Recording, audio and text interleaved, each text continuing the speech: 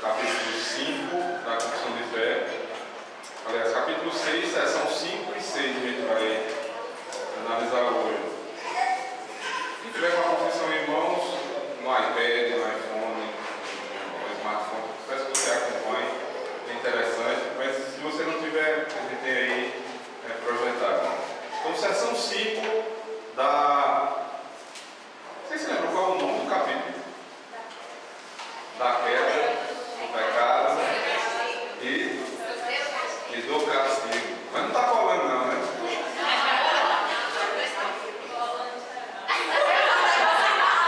Não acredito não. Não valeu não. Esse galadão aí você não vai receber não. Então vamos lá. Seção 5, capítulo 6, da queda do homem, do pecado e do castigo. Sem olhar para mim. Esta corrupção da natureza permanece durante esta vida. Que corrupção é essa? Pecado. E lembra-se que a gente falou semana passada que não é só o pecado de hoje. Esse pecado de hoje é descendente de onde? Do Éden. Ali é chamado pecado original. Ou seja, todo o pecado de hoje decorre do pecado original. Isso não quer dizer que toda a culpa é de Adão. Adão é o representante, quando ele cai, todos caem. Mas o pecado de hoje é culpa de quem? Nossa, certo. Então, esta corrupção da natureza permanece durante esta vida, naqueles que são regenerados. Vamos acompanhar a leitura da confissão e a leitura dos textos imediatamente, certo? Então, os textos que nos dão base para essa afirmação são 1 João capítulo 1, verso 8 e 10. Vamos lá, primeira carta de João, lá no finalzinho da Bíblia.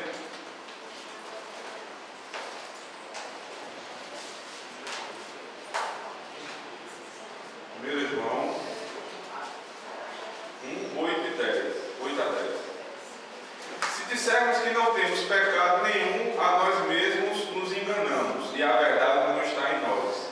Se confessarmos os nossos pecados, Ele é fiel e justo para nos perdoar os pecados e nos purificar de toda injustiça. Se dissermos que não temos cometido pecado, fazemos um mentiroso e Sua palavra não está em nós. Parece uma coisa tão óbvia, né? Dizer, não, todo mundo entende que é pecador e que peca. Então, parece desproposital isso que João está dizendo. E a gente não deve fazer Deus mentiroso, dizendo que não peca. Mas não era desproposital na época dele, porque muitos dos gnósticos da época, dos protognósticos, entendiam que era possível alcançar certa maturidade espiritual e viver uma vida plenamente santa, e hoje também não é diferente. Você já ouviu falar em determinado ramo evangélico que chega a afirmar que não peca mais? Quem? Juliana. Ali não tem não, quem é que olhar? Quem é que fala sobre isso? Não dá nome. Existe veja, não é a denominação toda, mas existe um ramo do metodismo. Repetindo, não são todos os metodistas que pensam nisso. Mas existe um ramo metodista que, por essa segunda bênção, eles interpretam, e o Wesley não falou exatamente isso, né? Que essa segunda bênção dá um revestimento de santidade tão grande no homem que ele chega ao ponto de parar de pecar. Augusto Nicodemos, ele falou em uma das palestras dele sobre um encontro que ele teve com uma pessoa dessa igreja. E uma pessoa muito animada, que a gente fala, pastor, eu queria contar uma grande novidade para o senhor. Pô, não, é que já faz 2 anos que eu não pego. Acabou de pegar. Se fazia 2 anos, acabou de quebrar o tabu. Porque a Bíblia diz que quem diz que não peca, não é só mentiroso. Está fazendo quem mentiroso? Está fazendo Deus de mentiroso, porque a palavra dele diz que a gente peca. Então, o pecado vai nossas vidas. Então você já vai acompanhar, é um companheiro já para longas datas, então vamos deixar ele conosco. Mas a linguagem da Escritura não é essa. Ela afirma que ele vai acompanhar, mas a mesma Escritura diz que eu preciso lutar contra esse pecado. Então são duas verdades. Primeiro, o pecado vai nos acompanhar, foi o que João acabou de dizer. E o segundo, você deve sempre confessar. E essa confissão de fé, de pecados, ela nos traz a ideia de que o confessar do pecado é o mesmo que está dizendo diante de Deus que vai lutar contra ele, que aquilo não é bom e que vai lutar contra ele. Resumindo, nós pecamos, nós vamos continuar pecando, mas a gente vai continuar lutando contra esse pecado. Dessas verdades, nós devemos tirar algumas conclusões para a nossa santificação e também para a esperança de salvação. Porque é o seguinte: se a Bíblia diz que eu peco e vou continuar pecando, e que o salário do pecado é a morte, ou seja, quando é que eu vou? Vou morrer eternamente, vou para o inferno. E nessa luta desesperada contra o pecado, que é necessária, alguns chegam ao ponto de dizer que não tem nem como afirmar se vão para o céu ou não. Essa é a tensão, por exemplo, dos arminianos, né? Que creem que a gente perde a salvação. Olha, se eu perco a salvação, então vai depender da hora que eu morrer. Eu não posso nem dizer que eu sou salvo. Eu posso dizer que eu estou salvo. Estou salvo agora. Aí você pega um arminiano que às vezes nem conhece o que é arminianismo, né? Mas todo mundo, quando se converte, geralmente é arminiano, pensa dessa forma. Então, você pergunta a essa pessoa, você é salvo? Ela diz, sou. Mas se você morrer num dia que você mentiu e não deu tempo de pedir perdão, você está salvo ou não? E aí, mas você não disse que é salvo, ou seja, é uma instabilidade tão grande na vida que a pessoa não sabe se está salvo ou não está, depende da hora e do momento que morrer. Não sei se já tiveram a oportunidade de conversar com alguém assim, mas eu já tive várias. Você vai apertando, vai vendo as inconsistências desse pensamento. Porque ou Cristo me libertou de todos os pecados, e quando são todos, são exatamente todos. O de ontem, o de hoje e o de amanhã. Ou ele pagou ou não pagou. Se ele pagou e eu continuo devendo, é porque a conta não foi plenamente paga, né? E aí eu estou impondo sobre Cristo, não é nem sobre mim, eu estou impondo sobre Cristo um defeito, que a obra dele não foi completa, ou não teve a eficácia plena de nos salvar de todo o pecado. Parece que Cristo nos salvou no dia da conversão, mas dali em diante é com você, meu amigo. Se você não fizer por onde, aquele versículo, né? Faz a tua parte aquilo que ajuda a lei.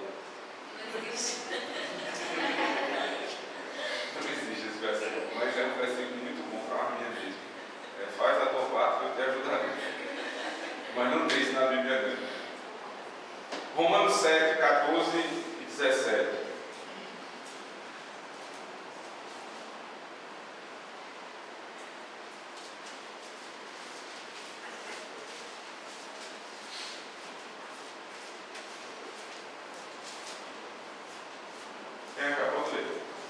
Porque bem sabemos que a lei é espiritual. Eu todavia sou carnal, vendido à escravidão do pecado. Neste caso, quem faz isso já não sou eu, mas o pecado que habita em mim. 18 e 23. Verso 18 e verso 23. Porque eu sei que em mim, isto é, na minha carne, não habita bem nenhum, pois o querer do bem está em mim, não, porém, o efetuá-lo. Então, ao querer fazer o bem, encontro a lei de que o mal reside em mim. Me lembrei de uma coisa agora. Acho que na semana passada a gente falou sobre. Semana passada ou na anterior. Nós falamos sobre Romanos 7, numa divergência que há de interpretação lá. Vocês se lembram qual é a divergência? Quando Paulo a menina tá que tá, viu? Exato. Exato. Se Paulo, quando escreveu Romanos 7, já era crente ou não E aí uma ala dos reformados acha que ele não era crente. Mas essa ala dos reformados tem que ver que a confissão de fé usa este texto para falar dessa sensação. Esta corrupção da natureza permanece durante esta vida naqueles que são regenerados. E usa Romanos 7 como prova que os regenerados continuam pecando e tendo todas essas dificuldades. Então, irmãos, confessionalmente, a gente não pode dizer que Paulo não era crente em Romanos 7. Ele era crente. Até porque ele finaliza o capítulo dando com a sofrer. Graças a Deus. Graças a Deus. Jesus Cristo. Então ele já tinha ciência da questão. Mas a questão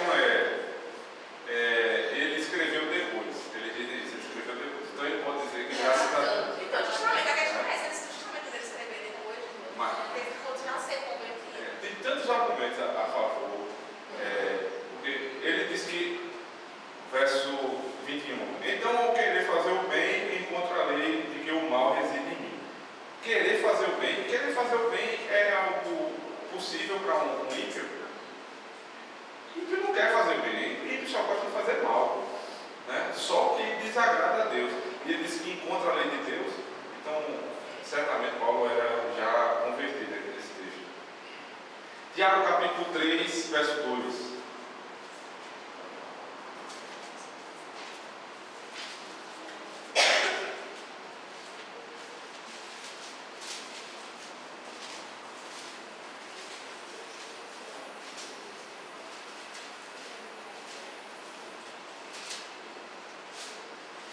Porque todos tropeçamos em muitas coisas.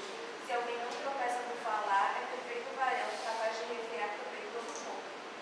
Ele está falando que todos tropeçamos em muitas coisas. Quais coisas seriam essas? Capítulo 2, verso 10.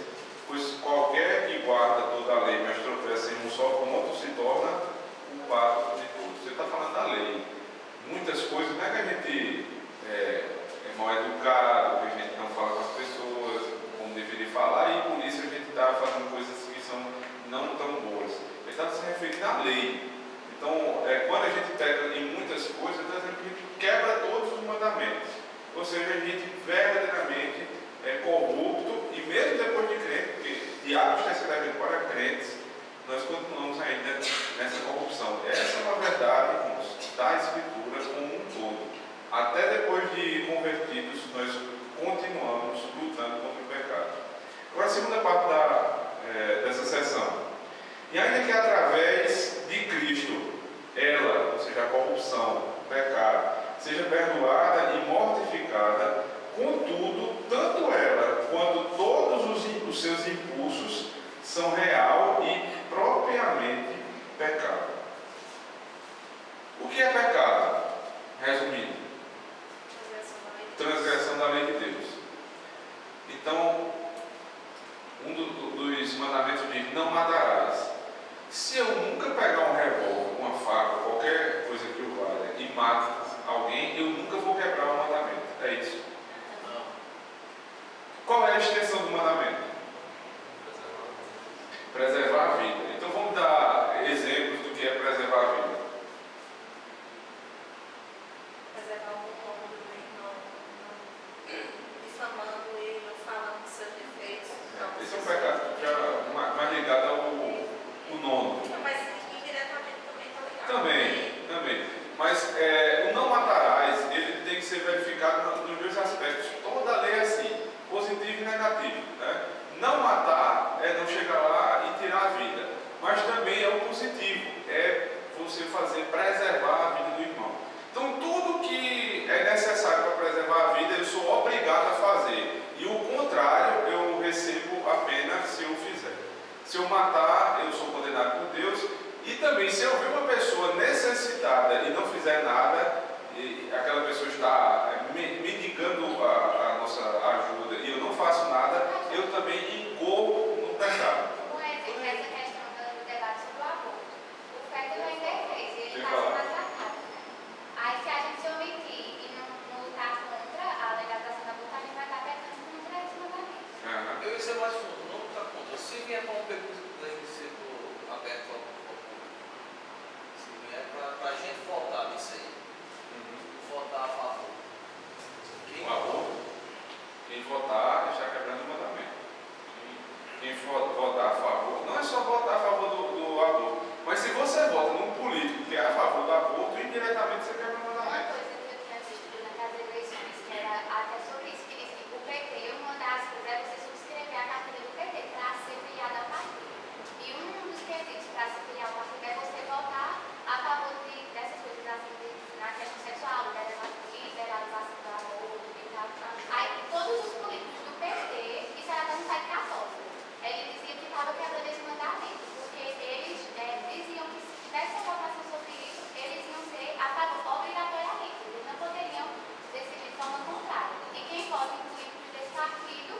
está cometendo o mesmo pecado, porque está elegendo pessoas que eles já sabem que vai votar nisso. O PT ele toma proporção porque é mais visto, né? Tá na frente.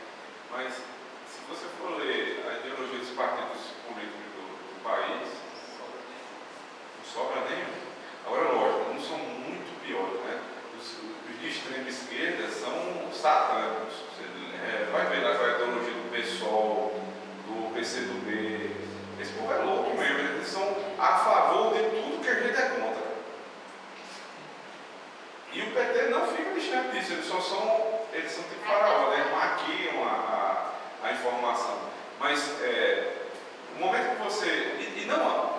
Quando você fala do PT, imediatamente o pastor não está defendendo o outro lado, porque não tem outro lado. Não existe outro lado. Só tem um lado no país.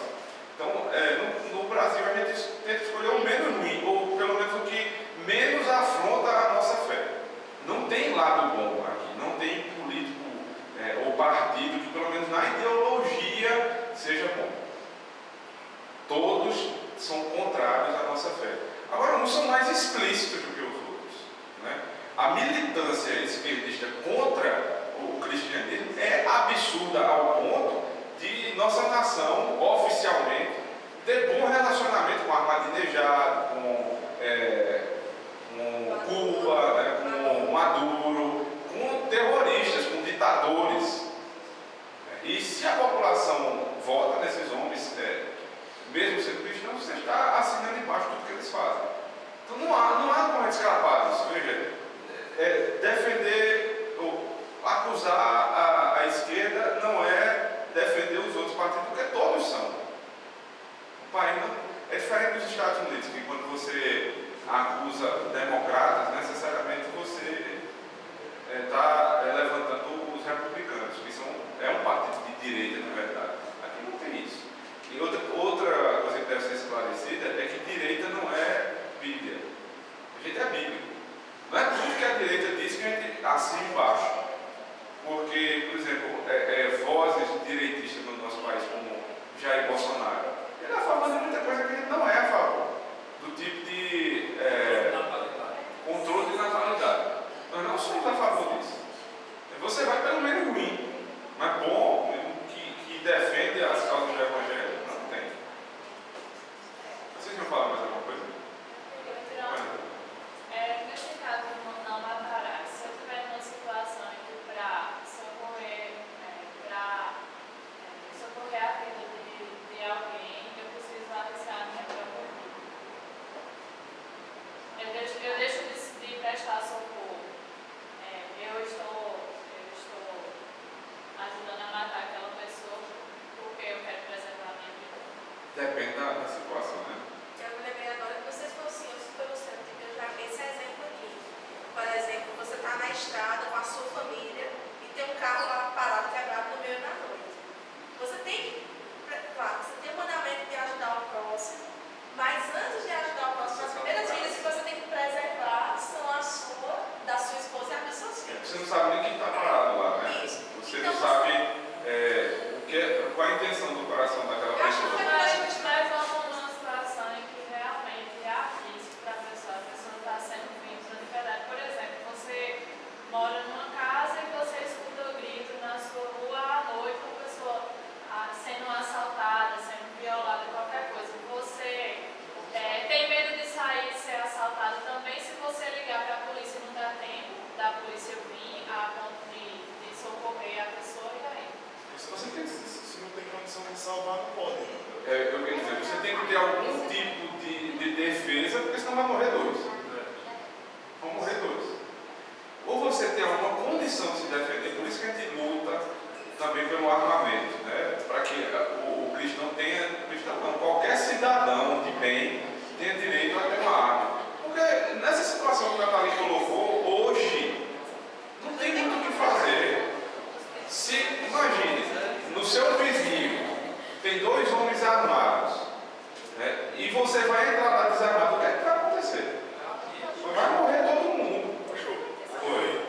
Em relação a essa questão do julgamento que você faz da situação,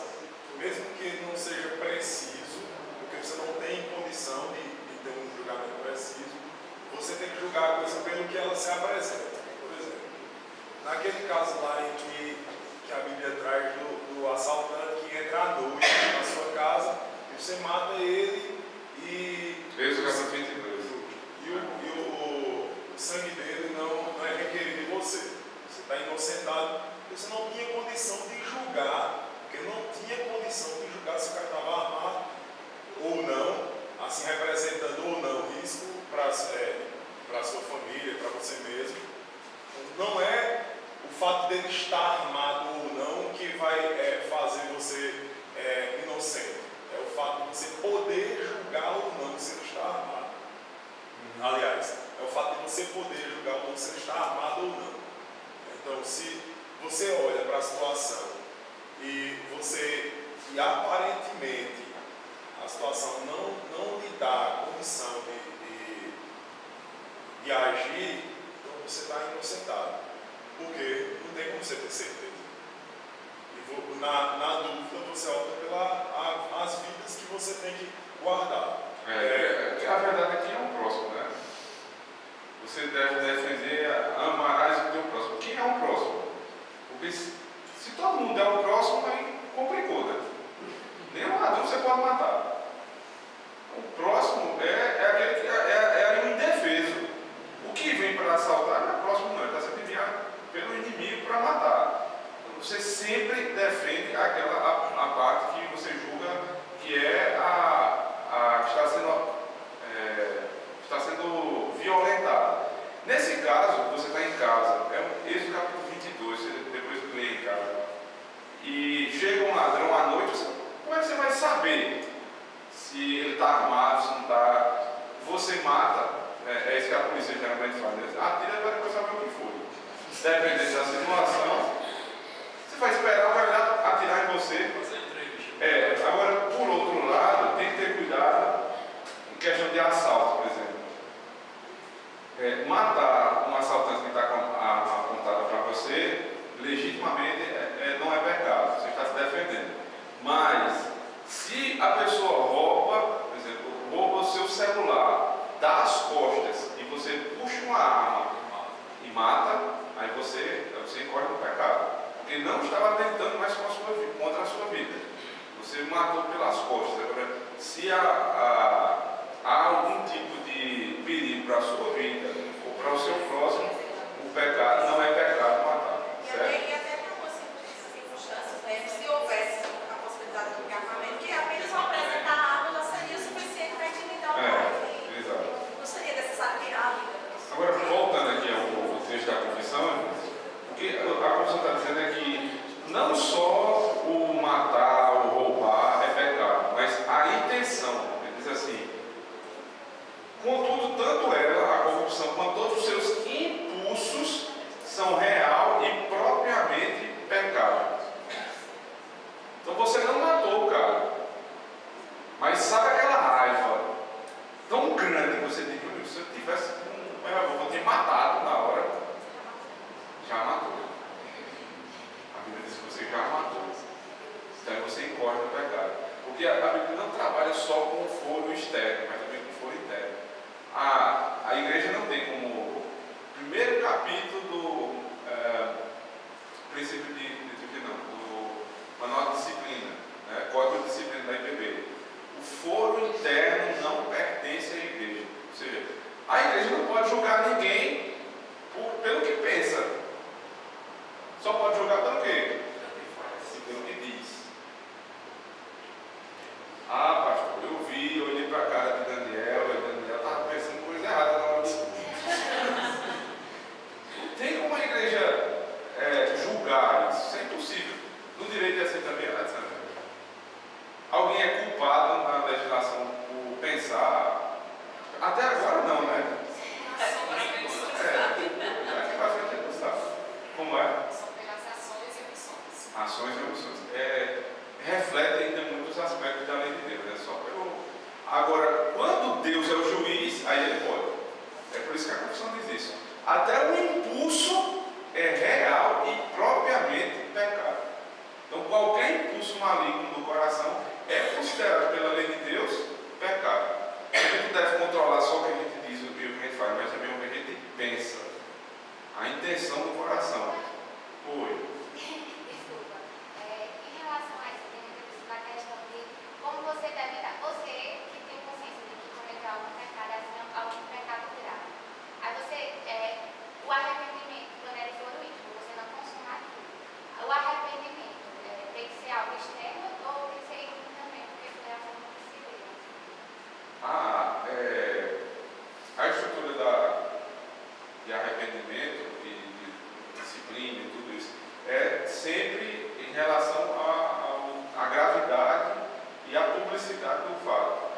se foi algo íntimo, você intimamente pode pedir perdão.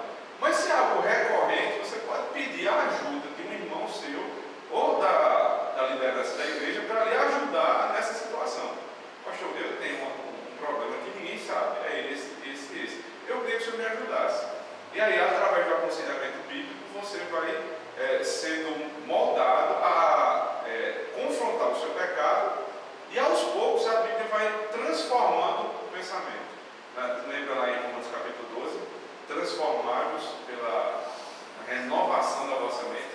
Então a Bíblia vai renovando a mente a ponto que aqueles pensamentos tão ruins eles vão dando lugar a pensamentos bons que glorificam a Deus. O que é que a gente deve pensar? O homem deve pensar sempre, Filipenses, Paulo diz isso. O que é que deve ocupar o nosso pensamento? Sempre aquilo que agrada a Deus.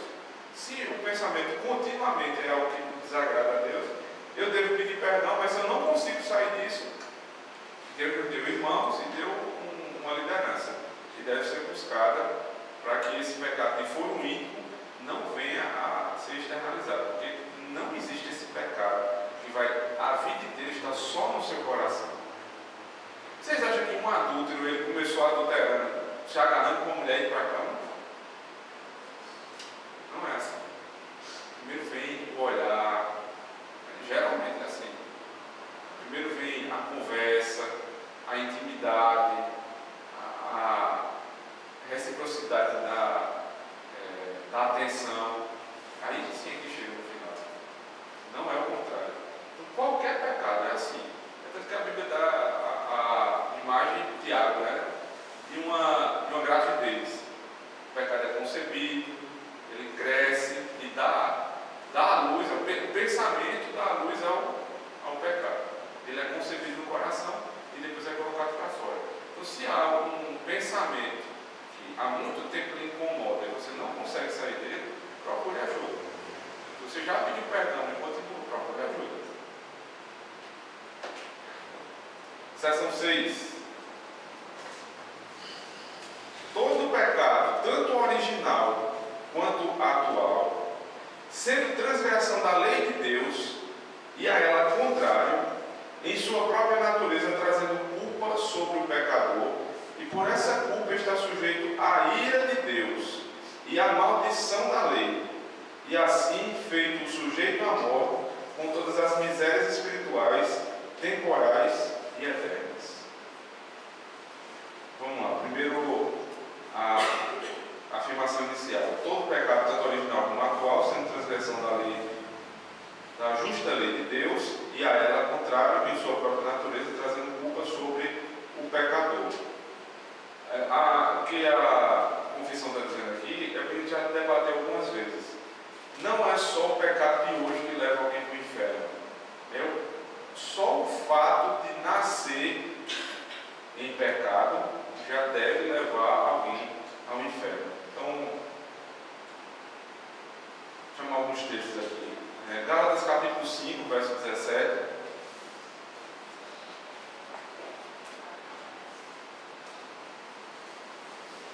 Aliás, perdão. 1 João 3, 4. Uma pessoa que abre nesse texto. E uma segunda pessoa, Romanos 2, verso 15.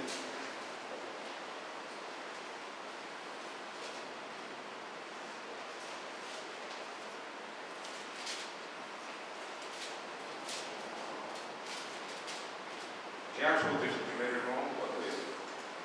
Todo aquele que pratica o pecado também transgride a lei, porque o pecado é a transgressão da lei. Esse versículo é fantástico porque traz o resumo exato do que é pecado. Pecado é... Então, irmãos, para conhecer pecado, a gente tem que conhecer o quê? A lei. Nós temos 10 mandamentos, desses 10 mandamentos existem inúmeros desdobramentos sobre o que é cada um daqueles pecados, o que é matar ou furtar. A gente pegou o não matar e já viu como ele tem muitas implicações. Então, você precisa não só decorar os 10 mandamentos, você precisa entender o que ele fala, o que eles falam nos seus aspectos positivos e negativos. Agora, se você não conhece mandamento, você pode incorrer em dois erros. Ou pecar na ignorância, ou então acrescentar mandamento onde não tem. E uma coisa que existe muito no nosso meio hoje é colocar mandamento que não existe. Colocar lei que Deus não deu. E querer impedir que o irmão faça uma coisa que a Bíblia não impediu. Isso é pecado também. Porque a transgressão da lei não é só quebrar exatamente o mandamento, mas você criar mandamento é você se colocar no lugar de quem? De Deus. Deus é o legislador e ele deu 10 mandamentos. E ele acha que esses 10 são suficientes. Aí você diz, não, mas tem o 11º. Esse aqui ele esqueceu. E muita gente está no 11º, 12º, 13º. E aí vai, criando mandamentos em cima de mandamentos. E um grupo dos judeus fez isso. Vocês se lembram? Os fariseus. Então o fariseu, para guardar o dia do Senhor, ele começou a contar o número de passos que alguém poderia dar até a sinagoga. Ele começou a colocar lei sobre lei. Para guardar o princípio, você segue o princípio de outras leis e daqui a pouco ninguém nem consegue mais viver. Os fariseus modernos são nesse mesmo sentido, não como o dia do Senhor, né? E esse, infelizmente, não exagero é o que a gente menos tem. A gente tem sempre o esquecimento. Mas nos outros mandamentos é carga sobre carga. E já basta, irmãos, os 10 que Deus já nos deu. Né? Já é muita coisa. Foi Deus. Estava falando sobre essa questão de pecado. Estava falando que corre dois perigos. Ou agravar demais o pecado, ou diminuir a gravidade. E esses dois extremos eles são muito recorrentes. Você pega uma lei, um mandamento, e só eleva demais o número dele, de tal forma que é inimaginável terminar assim rápido e deixa ele de forma absurda para justamente fazer esse cerco que os fariseus faziam, né? E nos nossos tempos, em muitos deles, o pessoal, o evento está falando é baixar o nível para que as pessoas consigam cumprir o mandamento. E eles que não precisam isso, porque aqui nos mandamentos, que a lei de Deus ela é suficiente. Então vocês precisam ser plenamente aplicados do jeito como ela é. Onde outros? Sabe quem é o autor desse livro? Eu só sei o título, são 3, é um capítulo do livro, nós cuidamos da conversão. É porque eu ia dizer isso. Esse pensamento é puritano. Essa tensão que a gente incorre, né? Se você trata o pecado de maneira muito superficial, você está fazendo justamente aquilo que 1 João disse. Você está fazendo Deus mentiroso. Você está dizendo, não, o pecado não é tanto assim, ele é mais leve. Mas não é tão leve. Para que o pecado fosse perdoado, o que foi que aconteceu? Cristo morreu. O Filho de Deus teve que morrer por conta do pecado. Então isso não pode ser tão simples assim. Então há uma gravidade muito grande no pecado. Mas o outro extremo que um homem pode correr é achar que é tão pesado, que você não consegue nem se livrar do pecado. E aí você está dizendo que a obra de Cristo não é tão poderosa assim. O equilíbrio que o puritanismo sempre tentou nos apresentar é que o pecado é grave, mas à medida que ele é grave, muito maior é a graça de Deus em Cristo. E aí você apresenta a gravidade do pecado, mas você apresenta também a graça. Porque só pecado ninguém aguenta. E só graça, aí você vai virar um libertino. É como eles mesmos diziam, né? Para cada vez que você olhar para o homem, para o pecado do homem, olhe 10 vezes para Cristo. Porque você vê tanto através de que você vê tanta gravidade do pecado do homem, como também o tamanho da graça que ele nos concedeu através do E em homem. Cristo você não vê só a beleza, você vê a cruz. Aí quando você olha para a cruz, você se lembra da gravidade do pecado. Mas quando você olha para a gravidade do pecado, você se lembra que Cristo morreu na cruz. E essa dinâmica, ela nos conforta.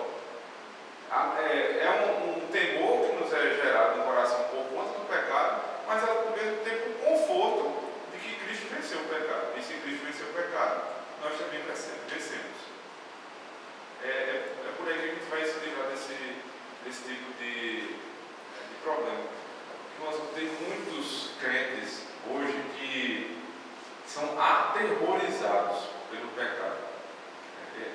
Não conseguem viver, porque tudo, absolutamente tudo é pecado.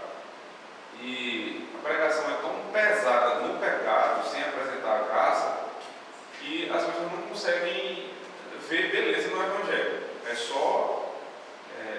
parece a escravidão, né? Parece a escravidão do Egito. E o outro extremo, também é muito verificado, é que outras pregações são: Cristo morreu por nós, né? Ele resolveu, está tudo bem. Não está tudo bem não, porque a Bíblia diz que a gente continua pecando. As duas verdades são verdades unidas e não dá para dissociar uma da outra. Alguém está com o texto de Romanos 2:15 aberto?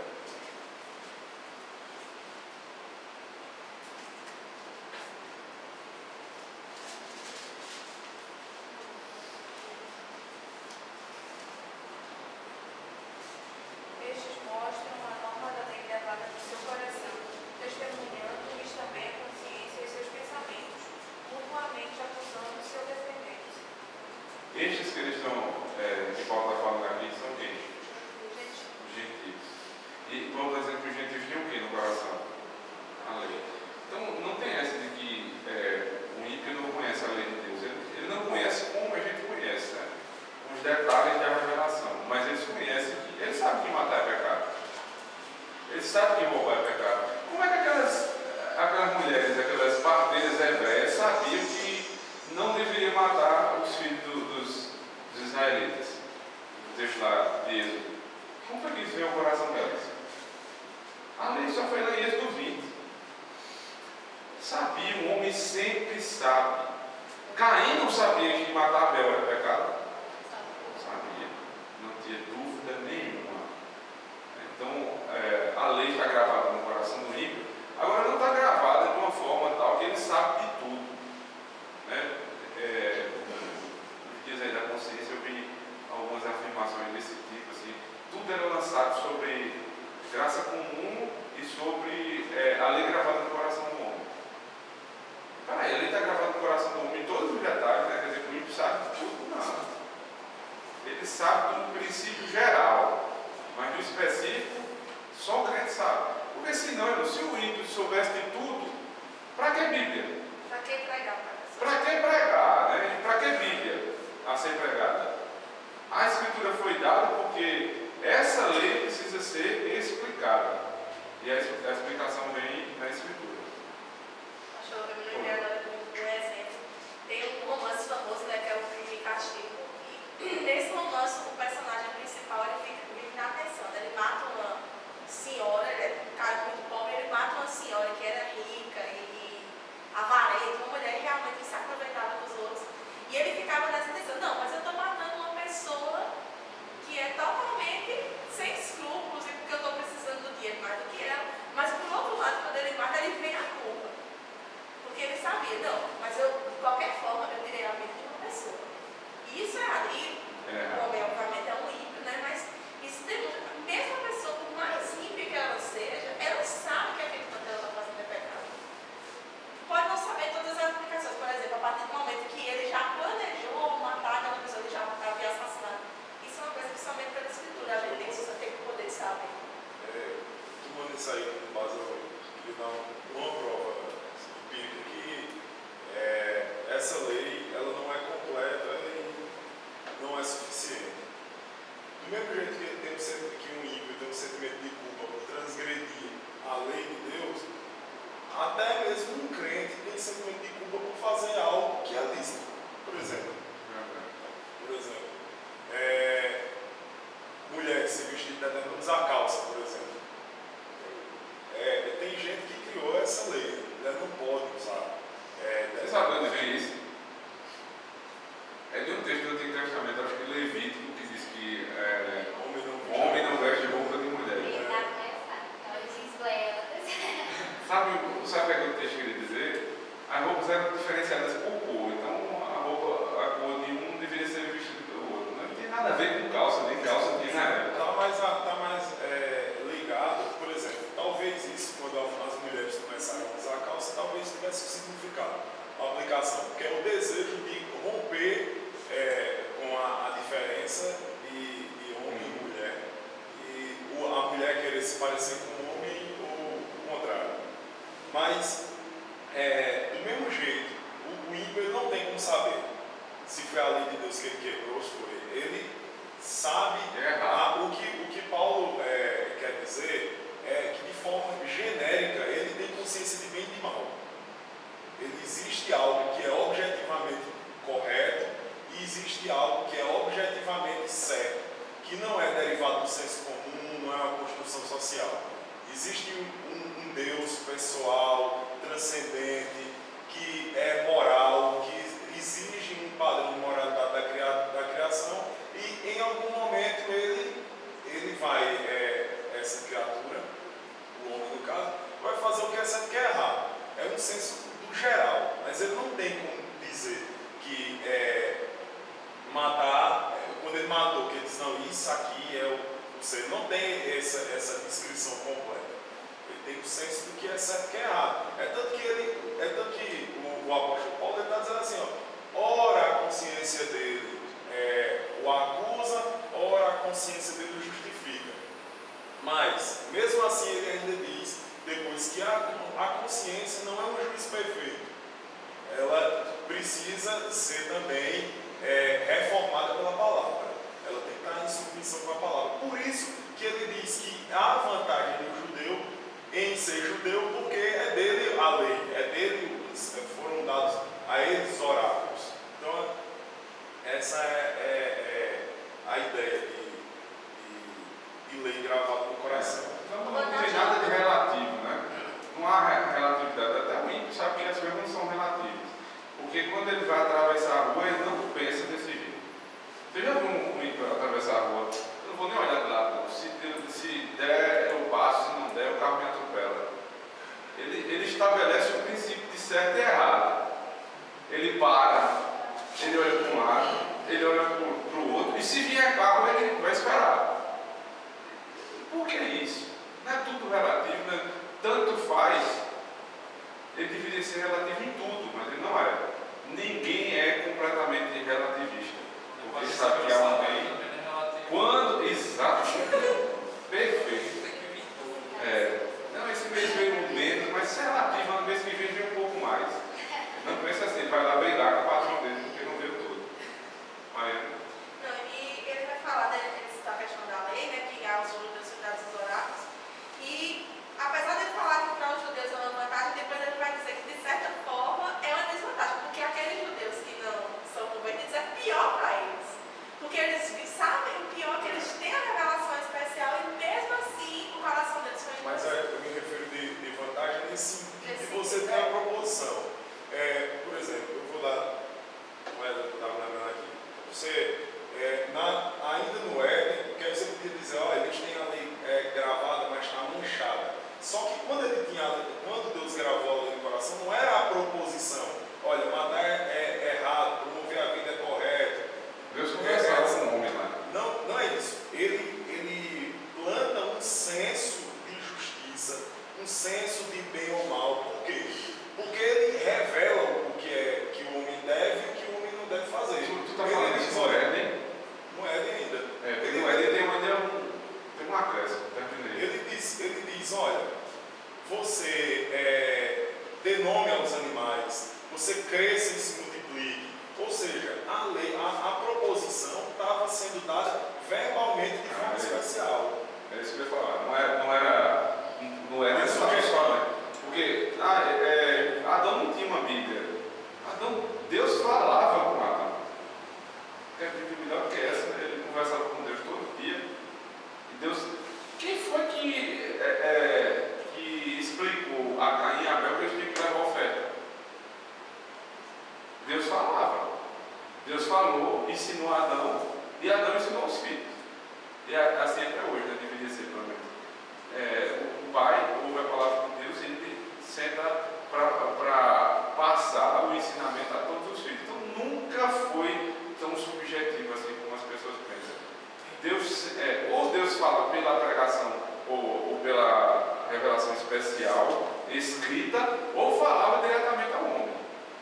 Mas dessa maneira, só no coração, É impossível conhecer a Deus se ele se revelar, né? Só uma palavra aplicativa. Certo dia, eu conversando com um pastor sobre um determinado ponto da teologia do culto dele.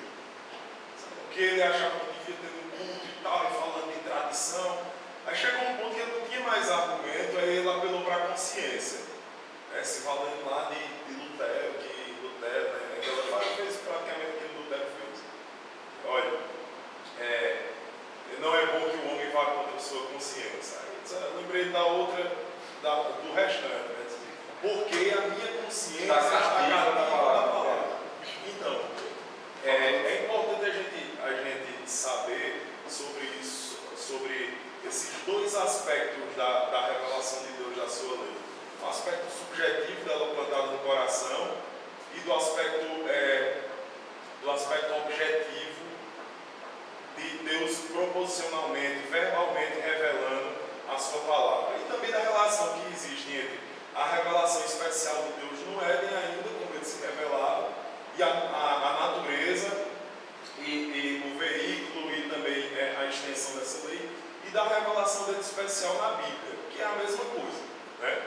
Ele falava com o homem de forma, se revelava de forma especial lá, e se revela de forma especial para a gente agora hoje, no meio da Bíblia. Porque é importante saber até onde vai, para a gente saber como é que a gente se utiliza disso.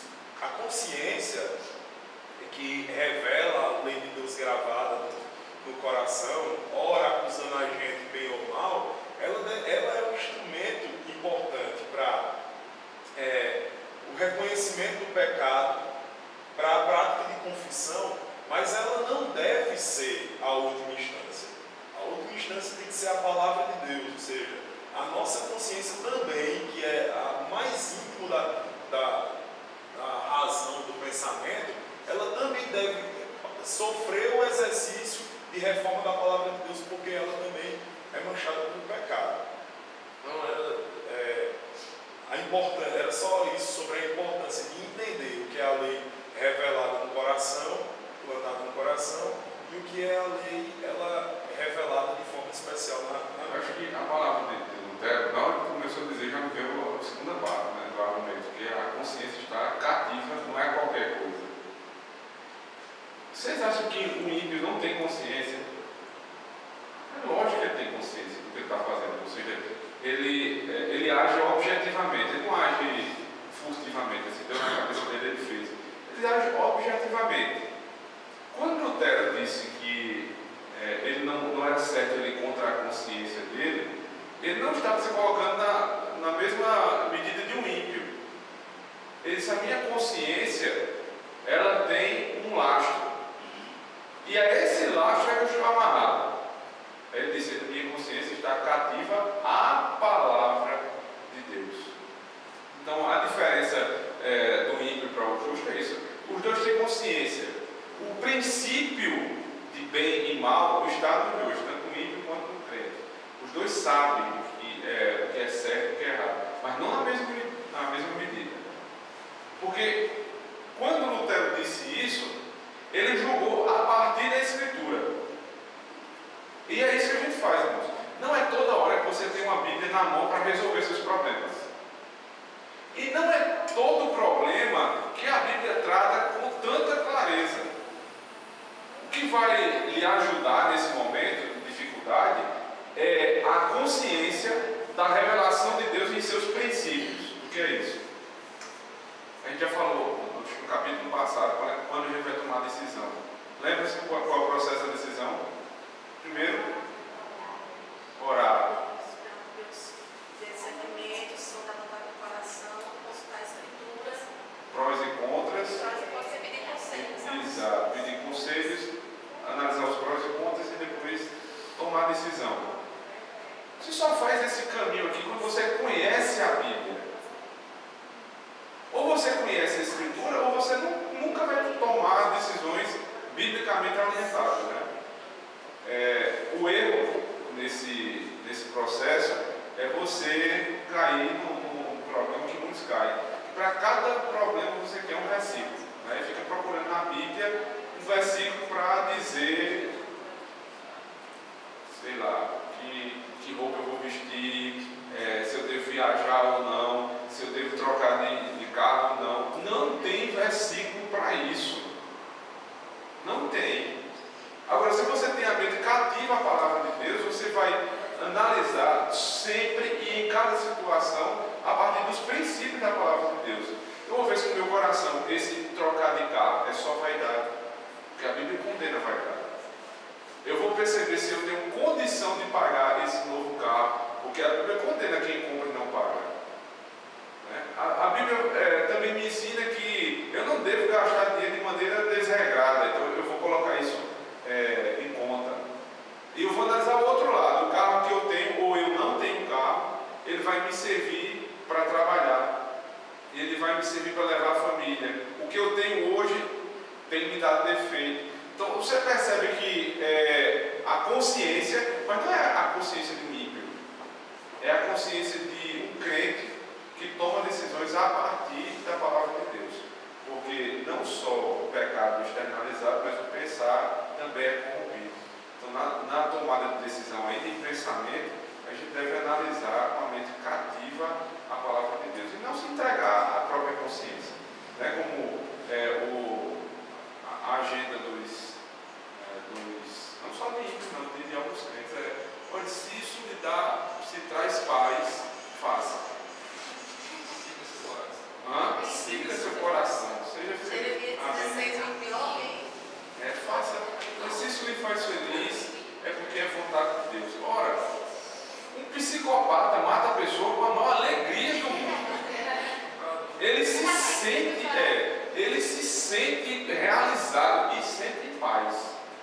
Então, esse argumento parece não ser tão bom. O que é que deve me trazer paz?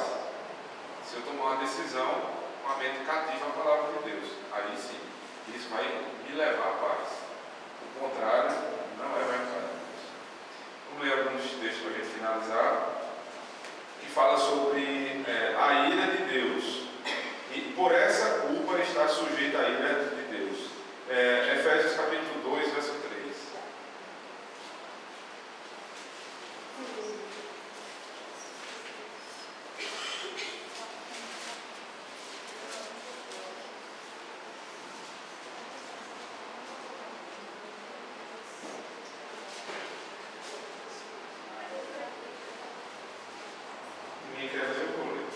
Entre os quais também todos nós andamos outrora, segundo as inclinações da nossa carne, fazendo a vontade da carne e dos pensamentos, e éramos, por natureza, filhos da ira, como também os demais.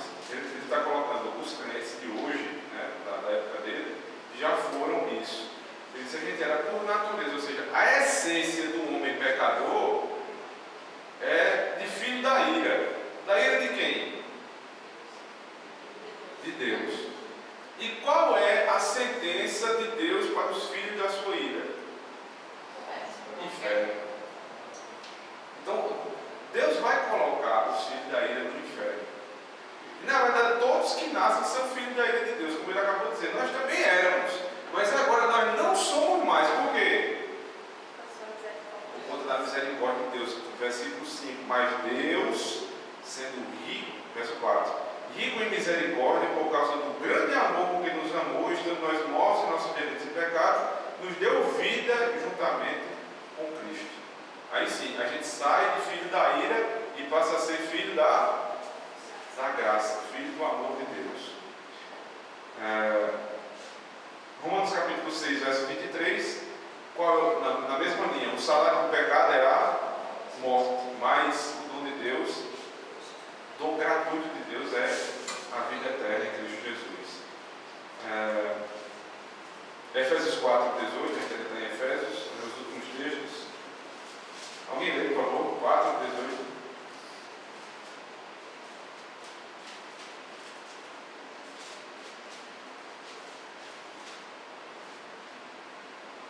Escurecidos de entendimento, alheios à vida de Deus por causa da ignorância que vive pela dureza do seu coração.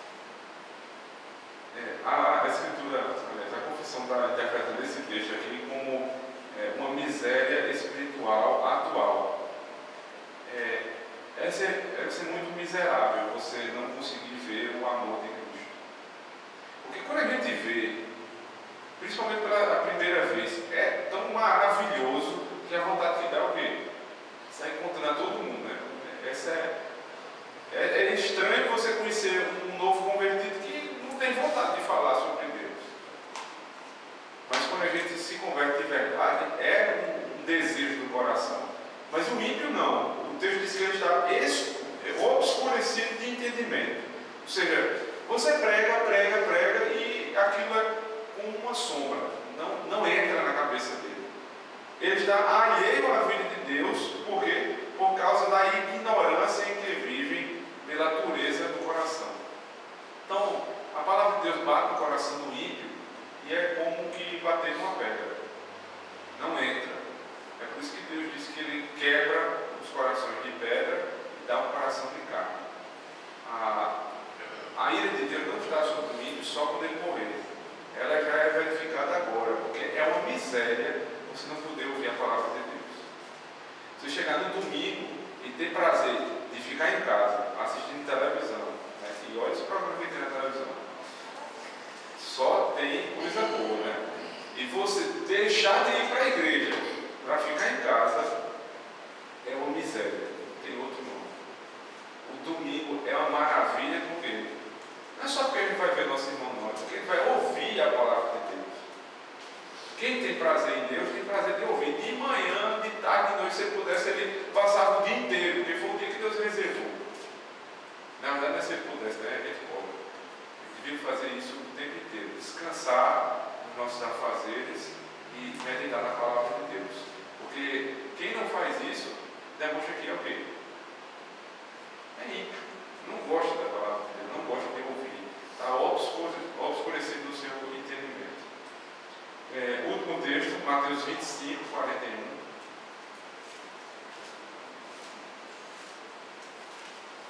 Essa miséria é eterna.